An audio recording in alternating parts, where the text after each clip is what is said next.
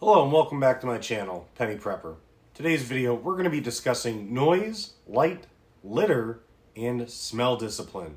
Before we get started today, I'm going to ask that you click the like button and subscribe if you're into emergency preparedness, the outdoors, learning some new skills, as I'm trying to reach my 200 subscriber mark by the end of September.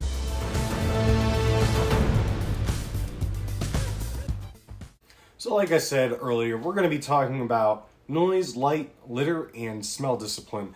A lot of times you don't hear people talk about the smell discipline so much because this more correlates to probably the litter section, but we're going to break it down a little bit more, give you a little bit more bang for your buck in this video as far as that topic. First one we're talking about here is going to be sound or noise discipline. This is probably going to be the most prevalent one that you're going to run into, because honestly, generators are loud. Anything that you use is going to be loud that generates electricity. Anything that you utilize, such as watching television, listening to news updates on the radio, using communication on cell phone, even if you're just playing music on the radio, something like that could be a giveaway to somebody that you have access to electricity or part of the grid. So really, that's something you want to minimize. You don't want people knowing that you have access to that. Even if you're doing something as simple as powering your security system. Yes, security systems are a great deterrent, but if they know that you have power to your electronics for security, chances are they're going to know that you have something of value, and they're going to know that you're a lot better prepared than they are. Other things that are going to tip people off that either you're there or there's some life in the residence is, let's say that you have a child, kids, pets.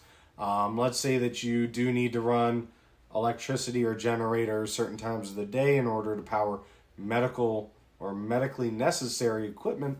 Stuff like that is going to give people tips and hints that you have access to electronics, and if they don't have it and they want it, that might be a problem for you. Some of the ways that you can mitigate this are either by utilizing solar power, using stuff that has battery backups. Try to stay away from louder generators. If you do have to use a generator, maybe put it in some sort of a shelter that blocks the noise from permeating out and also keeps it out of view from people that are coming around. Also, having conversations, try to make sure that you're aware of who you're near when you're having these conversations.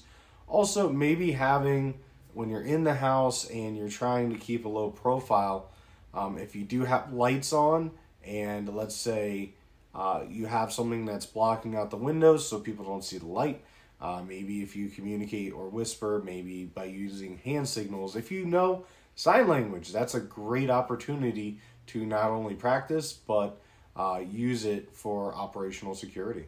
All right, next part is going to be lights. That's really going to come in handy because as soon as you open up a blind and there's a room full of light, it's going to permeate right outside. And if there is a grid down situation, it's going to catch people's eye from far away, as unfortunate as that is to say. Also, if you're the only house in a neighborhood that has electricity, not only will some people see it, but news is going to spread quickly because people are going to start talking and say, oh, you know the Andersons actually have electricity? They might just come over and see, hey, can I plug my phone in, do whatever. And that's really an unfortunate part of it. You don't want to give away all your stuff, but at the same time, you probably want to help a little bit. Also, simple stuff like if you're cooking on a fire, that's actually going to come into smell discipline later, but cooking on a fire or using a fire for warmth, people are going to see that, they're going to be able to smell it, and that light flickering will also get their attention. Even light from lanterns or flashlights, that will get people's attention. That's why it's good to utilize a flashlight, get to where you're going. If you have a room inside the house that does have electricity or needs electricity, hopefully you have blackout curtains or something that can block that from coming out into the neighborhood or where other people can see. Even stuff like glow sticks, yeah, they're great to have, but also another reminder is you don't want to be stuck outside with glow sticks or something like that that's You can't turn a glow stick off. You can just really hide it. So if you get stuck outside and people are looking for people for whatever reason, if it's nefarious or not, that's something that you may want to consider. Also, a big one, it's going to be smoking. That also ties right into smell. If other people are looking for people, they're going to smell the cigarette. Even afterwards, they may ask you for cigarettes. It's not an odor that you can easily get rid of. Lastly, with light, this ties into sound also a lot, because obviously muzzle flashes and the other part that comes with it are very loud. Makes a loud pop or boom. And I just tied it into this because there was less stuff on here as far as light goes. But yeah, muzzle flashes can give away your position. Also, it will let other people know that you are armed. Litter discipline, that one's pretty simple. That's more about making sure that as you're going out, you're making sure that you don't take anything out with you, that people will know that you have supplies. Also making sure that you're not leaving trash out for other people to notice. If you end up having DiGiorno boxes out by the trash, or you're throwing scraps out that are from a cooked meal, people are going to start to notice, and they're going to be like, hey, how are they able to even make a pizza? Are they eating that cold? That doesn't make sense to me. So they might get a little curious, start to ask questions, and questions are the things that you want to avoid because that means people are nearby and they're paying attention. Odor discipline, it's not as simple as it sounds. We're talking about stuff like as you're cooking, when you're making things. Let's say that you are using a gasoline generator. People would probably be able to smell that and recognize that odor, and they may very well be able to hone in on you, if not for the fact that it's making noise, at least for the smell, and they may come looking for that.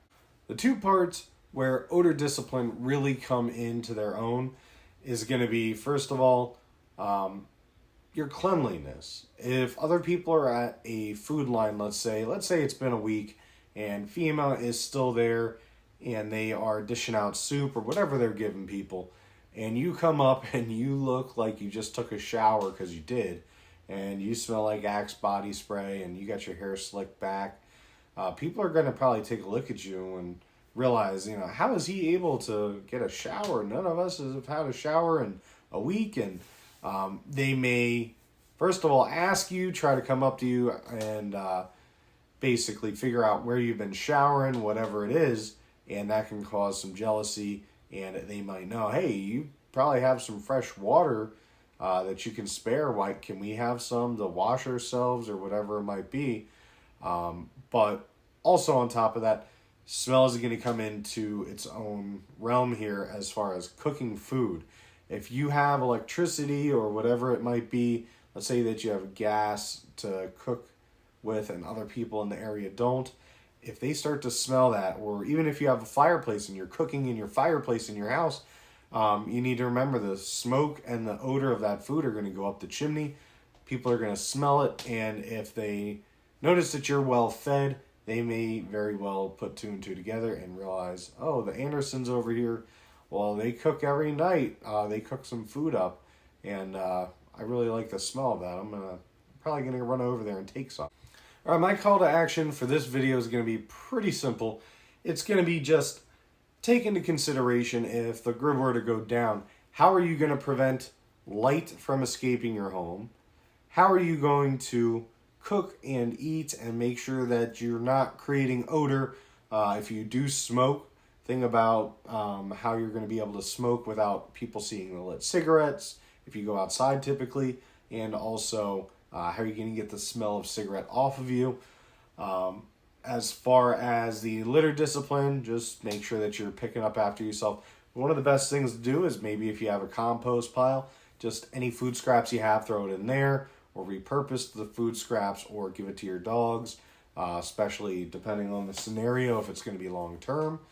And last is going to be the sound discipline. If you have a generator, try to consider maybe run it, see how far away you can hear it from, and maybe consider running it during the daytime, or if you have enough land, running it in a place that you can run wires to it, something like that. Also consider solar options and battery backups.